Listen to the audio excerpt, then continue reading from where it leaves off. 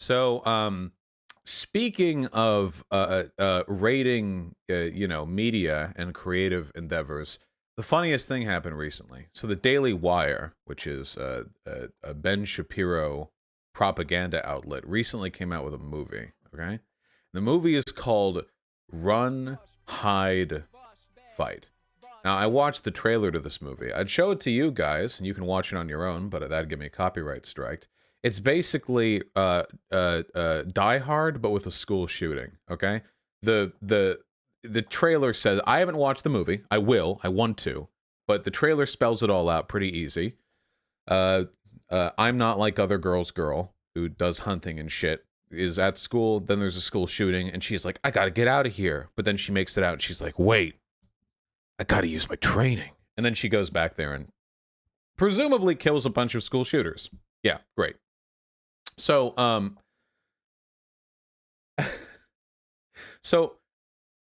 look, I want to acknowledge this, by the way, okay?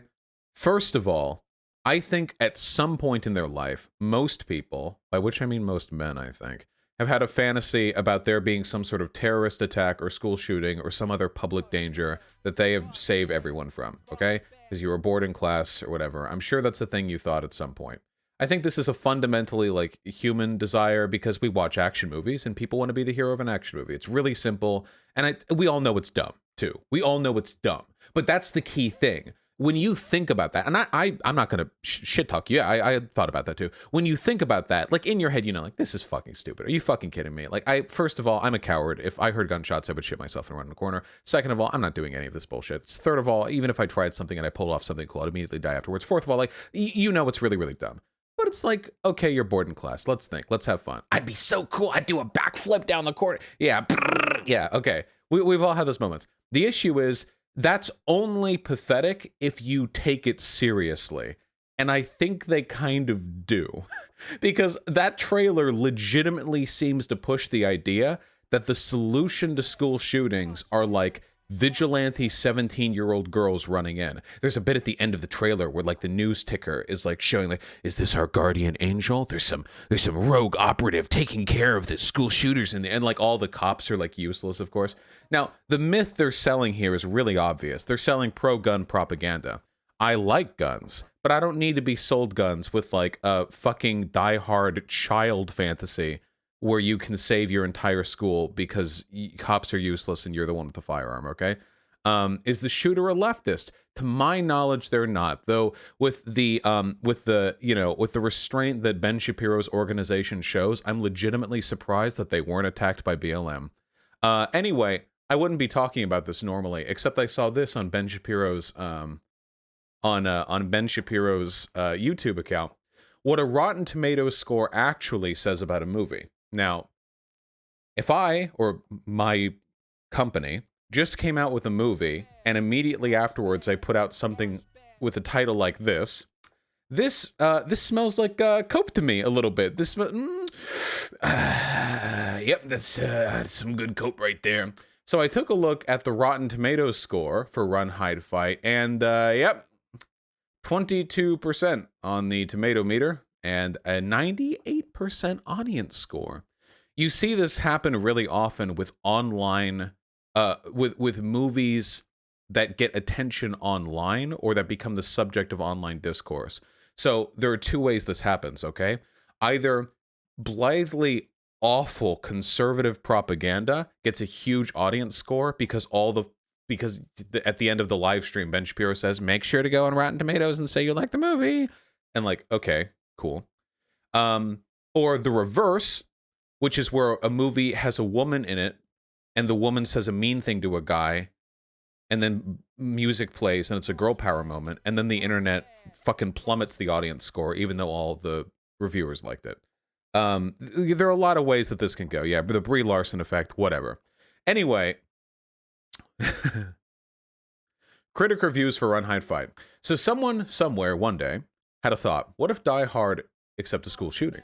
And not only didn't they immediately check themselves for other symptoms of lead poisoning, but thought, yep, that's a winner.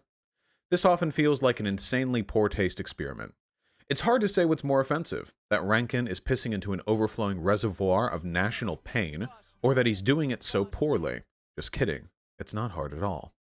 What would you do? The film tastelessly needles its viewers throughout, presenting the brawniest, most impossible answer all the while.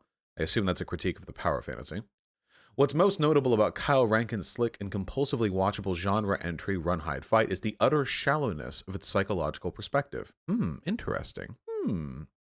While I found this film considerably less distasteful than I imagined I might going in, it's still being released by some despicable people, and the film's underlying themes are gross. That said, more entertaining than one might assume. It's kind of a backhanded compliment there. And then we have the two positive reviews right here. Works as an action thriller of high stakes and an excellent lead performance. And then you have Not for Everyone, but this indie thriller delivers smart, arresting action. And then I look at this Christian Toto guy, and, okay. Contributing film critic / reporting for the Washington Times. Okay, well, the Washington Times I don't think is like a conservative rag. What does this guy work for?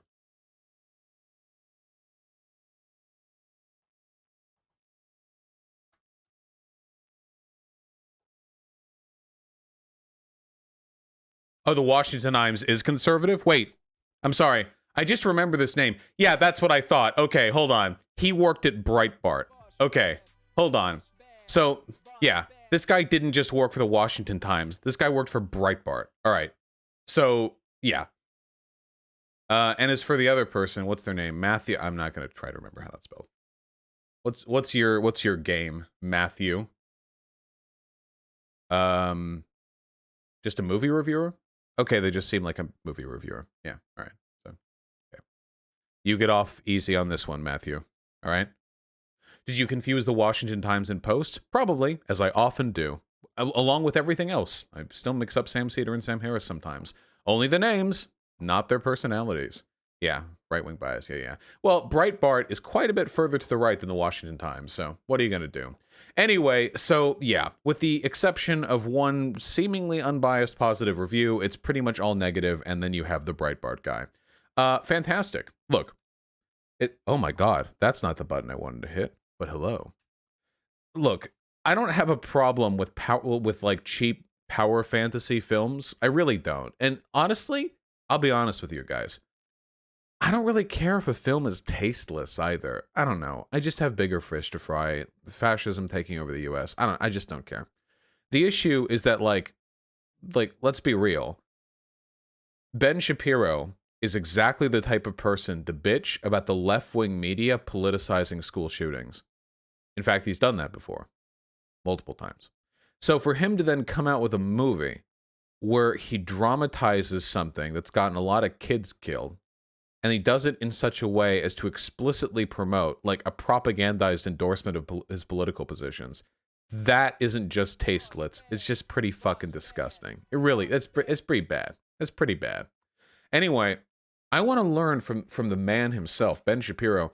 What does a Rotten Tomatoes score actually say about the movie? I want to know. Hit me up. Is it, so we know what this is going to be, right? This is going to be like, the liberal media hated our movie because it hit them with facts and logic, but the people, the real people, the people who came over here and fucking bombed the video with thousands of positive reviews after I told them to, those are actually the real indication of the film's quality. The people like it. The media stands in the way of the people. All right, hit me up. I'm fully expecting that upon release of the film, there will be a second wave of critical hatred for the film, which is, again, I have no idea why the audio sounds like this. This was directly cut from his own show, and he is a millionaire. I don't know why it sounds like this. One of the things that has happened, not just to your film, but it's happened to nearly any film these days that does anything that crosses the woke. I mean, I recently had a conversation with J.D. Vance, author of Hillbilly Elegy, about how the critics went after Hillbilly Elegy and just burned it to the ground, because the idea behind Hillbilly Elegy was that you might want to take some of these rural white folks seriously, and the critics had decided in the meantime that, nope, after the movie got greenlit, now was not the time to take rural white folks seriously. We couldn't do that anymore, and they decided... Okay, I don't know anything about Hillbilly Elegy, but because Ben Shapiro is a liar, I'm going to assume that it wasn't just about taking white rural people seriously. and it was probably something else, like it maybe being a bad movie, or maybe it being like a political hit piece. I'm just gonna guess. Okay, hold on. I'm looking at it right now. Critics call Ron Howard's Hillbilly Elegy laughably horrendous, the worst film of his career. Apparently, it was a book adaptation, or it was an adaptation of a book. Sorry.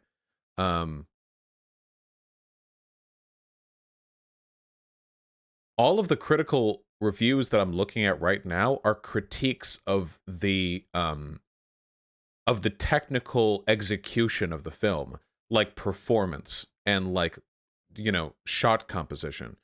I'm not seeing anything here which is critiquing the political motivations of the film. I don't know. I'm not a film reviewer, but whatever. Ben Shapiro. And just burn it all the way down. So what do you think is the answer to that? Because we are seeing this vast gap emerge between what the critics think about films and what the audiences think about films.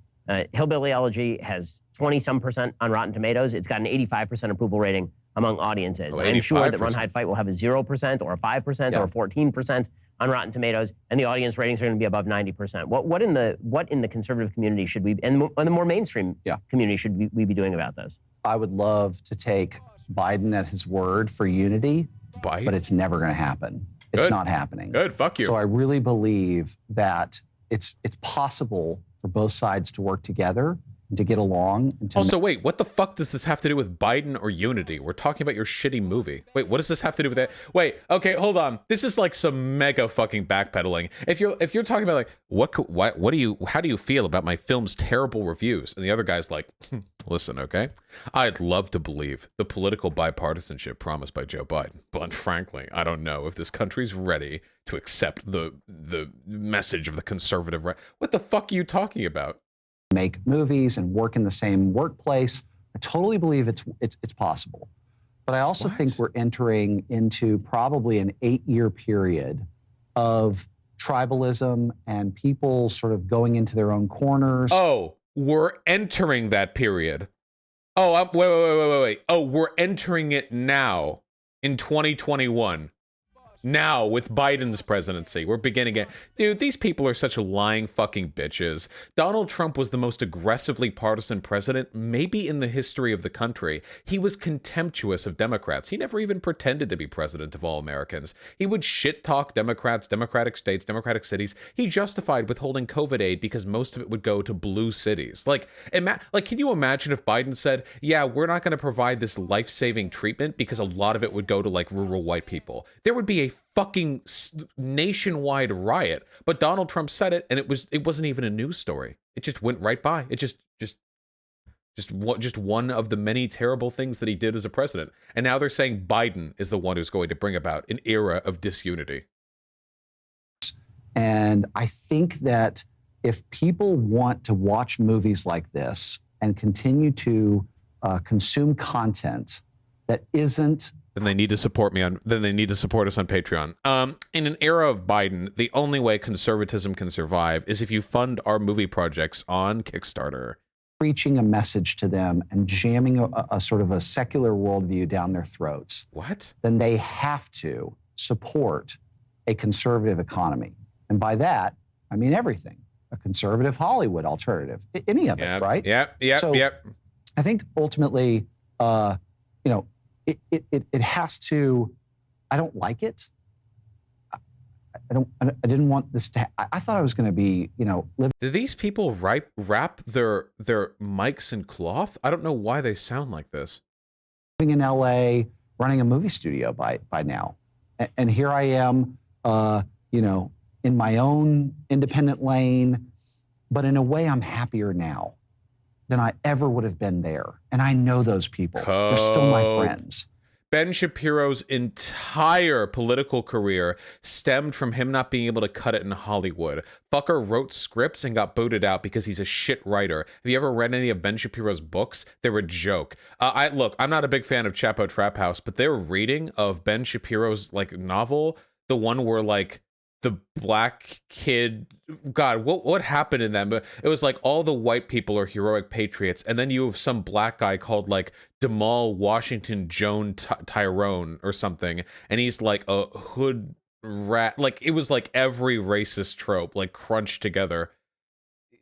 Yeah, Lamont the Race Hustler. Yeah, like that episode of fucking CTH was glorious. I need to read that book on my own too. That thing, bro. What? Listen to the podcast episode, okay?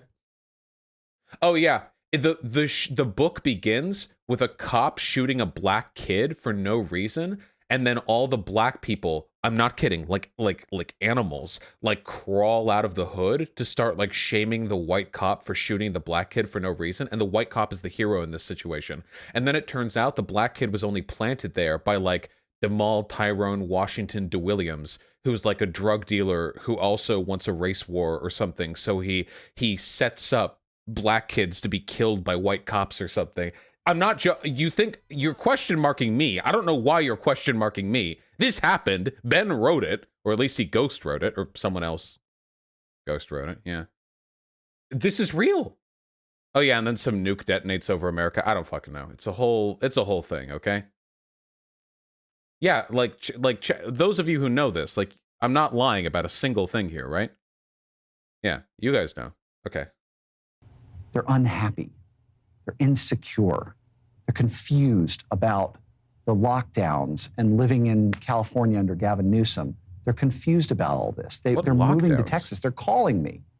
Even my sort of lovely liberal friends. And I'm encouraging them, get out. And it's across the board. Oh, yeah, dude. This is like the Tim Pool thing. Like, all my friends are voting for Trump. Oh, yeah, dude. All your Hollywood liberal friends are calling you like, I don't know if I can live in this liberal California anymore. I need to move to Texas. It's such a weak fucking way of painting an audience for you to use to justify your stupid fucking arguments. If your company is pushing a critical race theory on you, get out of that company. If you're going to a college... By the way, notice how this guy hasn't talked about Run, Hide, Fight at all. Like, nobody's talking about the actual movie. Dude, how do these conservative pseudo-intellectual pontificators not choke on their own dick when they reach down to suck themselves off? Every fucking conversation with them is the same. Our movie got 5% on Rotten Tomatoes, and also, this writer from the New York Times mailed me anthrax, said it was a crime to the art form. What do you think this has to do with critical race theory? Like, fuck, dude, every convo with you people is the same. You can't define critical race theory. None of you people can. I know this. I know this for a fact. I told Tim Pool that when I came over there, I would ask him what critical race theory means. I warned him weeks in advance, and when I came there, he still didn't know. None of these people know. It's just a broad, general term that means everything that isn't racist. That's what they mean when they say it. Everything that isn't racist. Critical race theory is anytime anybody pushes any anti-racist message anywhere under any circumstances. And your professor is pushing an agenda on you. Speak up and push back. Now, I know I have a privileged position because of my stature and my financial situation and things like that. So I understand it's tough. But I promise you, we will create enough infrastructure on the other side of the fence to give landing pads and places to work and make movies for people who don't want to work in that industry anymore. And I'm still in the industry right now. I've got a movie at New Line that they say they're going to make this year. I sold a movie to Netflix. It's coming out in a couple of months. I've got a movie with the folks who made John Wick. I mean, I'm still. Wait, I don't actually know who this person is. Who is this person? Wait, who is this person? Wait, does anyone know?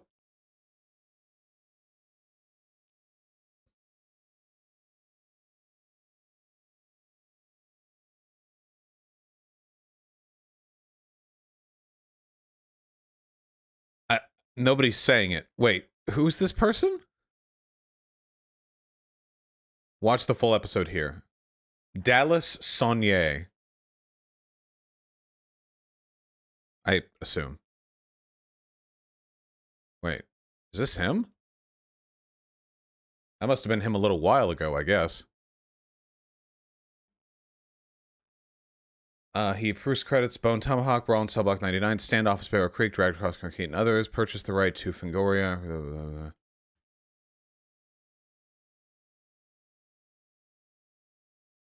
I don't know any of these movies. I don't know if they're bad or good. I just don't. I don't know much about movies, to be honest.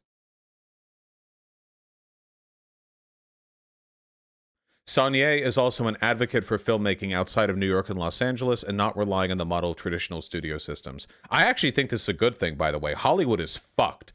Decentralizing movie production would probably make the industry a fuckload better. The issue is that for him, advocating for filmmaking that's decentralized means fund our Kickstarters so we can make more conservative propaganda, please. Yeah.